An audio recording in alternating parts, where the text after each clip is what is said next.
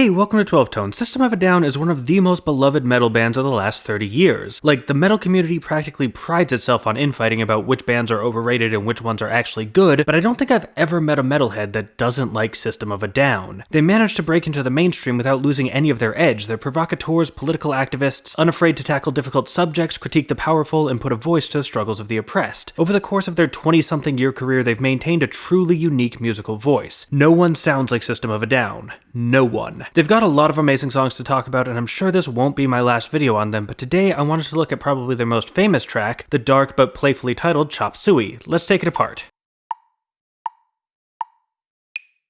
The song starts like this.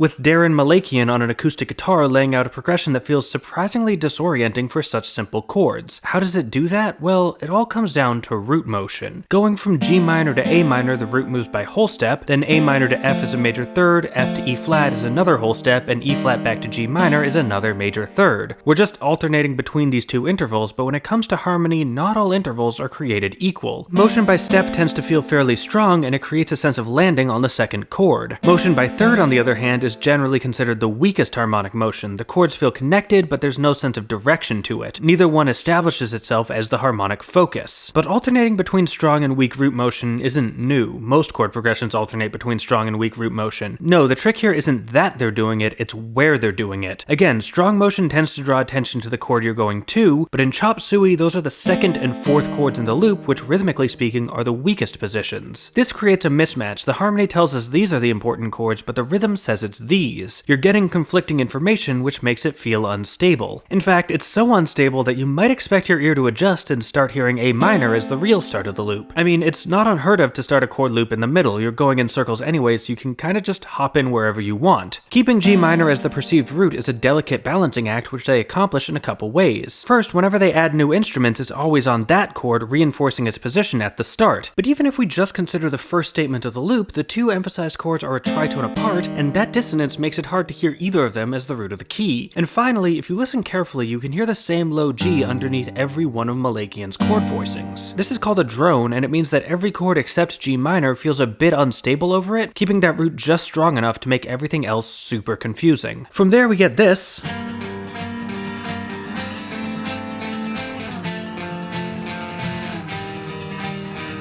Where Malakian overdubs an electric guitar playing the root and third of each chord. This draws some attention away from the drone and onto the progression itself, but more importantly, the introduction of an electric guitar, especially such a heavily distorted one, serves as a signal of what's to come. Sure, there's an acoustic, but this is not a folk song. I also want to talk about the rhythm here because it's playing a really cool pattern called the double tresillo. In a normal tresillo, you take 8 beats and instead of splitting them into groups of 2, you split them into groups of 3 instead. Since 3 doesn't evenly divide 8 though, you have to chop off the end of your last group, giving you this lopsided 3-3-2-3-3-2 rhythm. The double tresillo doubles that for a full pattern of 3-3-3-3-2-2. It adds some extra rhythmic interest, like we're accelerating into each chord transition. This was there in the acoustic as well, but since the electric is playing a riff instead of just a strum pattern, it's a little more obvious and thus dramatic. From there we layer in more instruments.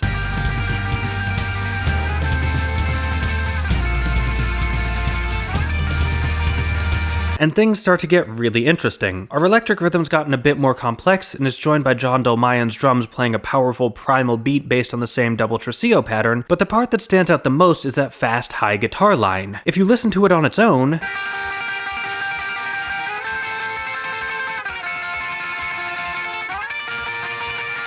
it honestly sounds really sloppy. He's kinda playing triplets, but it doesn't really line up with the rest of the band. It sounds like he's just strumming as fast as he can instead of playing to any particular tempo. It even misses some of the chord transitions, sliding in late like it didn't notice everyone else had left it behind. On paper, this part is kind of a mess, but in the context of the whole song, it sounds amazing. It gives the section this frantic, chaotic energy that you just couldn't get with a cleaner line. There's so much rhythmic tension that Malakian has to step outside the confines of the song's meter in order to express it. This is one of the most important lessons of the punk movement and one System of a Down puts to great use. Sloppy isn't the same thing as bad. You just have to know how to use it. And finally, I want to talk about Shavo Odagian's bass part.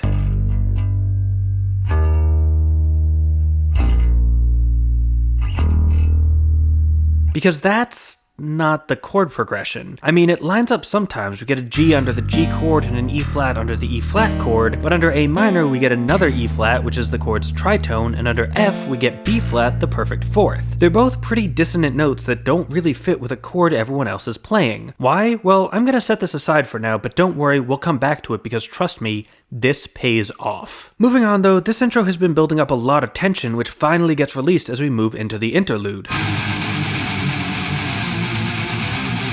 Here we drop the double tresillo pattern and it never really comes back. That rhythm was there to drive us into the song, but now that we're here we don't need it anymore. In its place we get this really heavy strumming pattern with a faster harmonic rhythm. Instead of changing chords once per bar, we now change twice so the whole loop goes twice as fast. Or actually, okay, so here's the thing. Each chord here is actually two different chords. Like this first one is alternating between an A flat power chord and a G power chord. It's so fast that it all sort of blends together into one harmonic object, but because of the rapid changing back and forth, it's hard to nail down exactly which chord you're actually hearing. It's like a harmonic superposition. I can hear this as an A flat chord or a G chord depending on which one I'm listening for. This means that trying to work out exactly what this chord progression is kind of pointless, but we can still make some observations about its shape. It starts on or around G, drops down a step, then turns and shoots back up. This is interesting because it's the opposite of the shape from the intro. There we started on G, stepped up, then jumped down. It's not a strict inversion. The intro went up a whole step, whereas here we're going down a half step instead, but the overall trajectory is the same, just upside down. This connects the two sections so they feel like they belong in the same song, even though the actual parts sound pretty different. After that, they settle into this,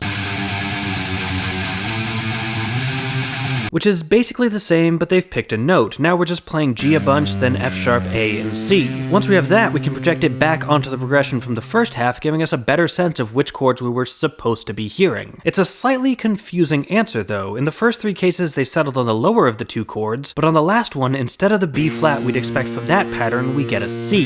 Why the shift? Well, the short answer is because they can, but that's not very satisfying, so let's look at how it works. The first thing to recognize here is that while most of the trills are moving by half step, like A flat to G or G to F sharp, the last one moves between C and B flat, which is a whole step. This kind of weakens the connection between the two. In the half step version, you get the sense that you're sliding in for a landing on the lower note, but with a whole step that's not as strong, so the B flat feels more like just decoration. This makes the C more prominent within that blurry voicing, so pulling it out for our second riff doesn't feel wrong. The other thing to note though is that C just makes a better melody here. The riff outlines a tritone, and metal loves tritones. Playing a B flat wouldn't sound as good.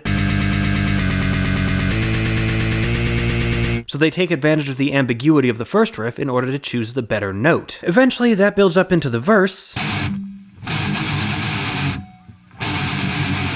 which is probably the most iconic part of the song, built on a really tight start-stop pattern. Everyone's playing in perfect sync with Serj Tankian's vocals, leaving complete silence in between the lyrics. Well, silence except for some whispered echoes on some of the lines, but instrumentally, it's entirely empty. This gives it a really powerful, punchy effect, especially after the crowded sections we just heard, and it draws your attention not just to the words Tankian is singing, but the way in which he's singing it. In effect, the entire band becomes a part of his vocal inflection. He's not singing over a band, he's singing as the band. Honestly though, it almost doesn't sound like he's singing at all. I'd be willing to bet that when you sing along to this song, a lot of you just do this whole section on a single note. That's not what Tankian does. The melody is an elaboration of that chord trill from the intro, first alternating between A flat and G, then dropping down to G and F sharp, but if you're not specifically listening for that, it's easy to miss for a couple reasons. First, we don't get the other two trills, so this whole section spans a range of a major second. That's tiny, and it's almost exclusively moving by half step too. Then there's the rhythm. It's delivered as a constant barrage of 16th notes at around 130 BPM, which is really fast for a vocal line, making the melodic nuances hard to pick out. And of course there's the vocal delivery itself, which has a very shouty tone to it. Combine all that with the jaggedness of the start-stop pattern, and this section takes on a raw, almost violent quality to it, sounding less like a musical performance and more like a primal scream. Halfway through, it softens up a bit, with Dolmayan's drums switching to a more traditional groove and Tankian adding some extra vocal decorations in between the lines. Specifically, he starts shouting "you wanted to" a bunch. This helps bring us back to something a little more familiar, but it also ramps up the heaviness of the section, building up into the chorus,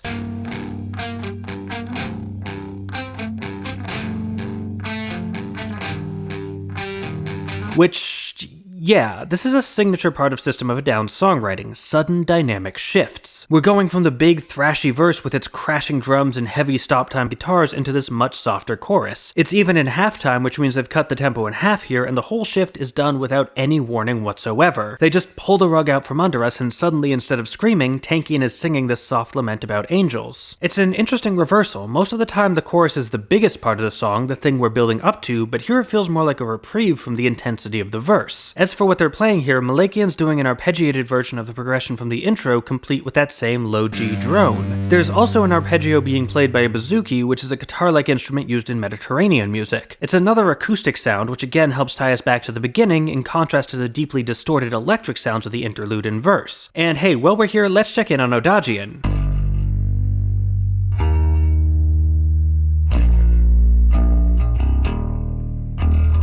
Oh, it's that line again. Don't worry, we'll get there. Before that though, this section ends with another sudden shift, jumping right back into the heavy interlude with its indeterminate chord trills, again with absolutely no warning. This time though, it ramps up the intensity even more. Instead of collapsing to that single note line, we end with a full bar of the A-flat trill, while Tankian just wordlessly screams on top before falling back into the verse. It's the longest we've heard them hold a single trill, and it sounds epic. From there we go through the verse and chorus again, but this time, instead of going back to the big angry interlude, the chorus ends like this, creating almost like a moment of silence to commemorate the deaths Tankian is singing about. It's an acknowledgement of the tragedy inherent in the song, replacing the mindless rage with a sense of introspection and remorse. And then we go back to the big angry interlude. I mean, look, just because something's sad doesn't mean you can't be mad about it too. When death is unjust, anger and sorrow are both valid responses. This interlude is a bit different though, because partway through Tankian starts singing over it, turning it into a sort of bridge. Taking a previously instrumental section and adding vocals on top is a great way to reuse musical material to keep your song feeling coherent as it builds. You don't always need to write a new section if you've already got something that'll work. It's such a chaotic section that Tankian screaming Bible verses over it almost collapses the entire thing, but they managed to keep it just stable enough by switching to the single note version as his melody gets more complicated, so the whole thing just feels like a bomb is about to explode, and then at the last second, the rug gets pulled out from under us again with another sudden dynamic shift,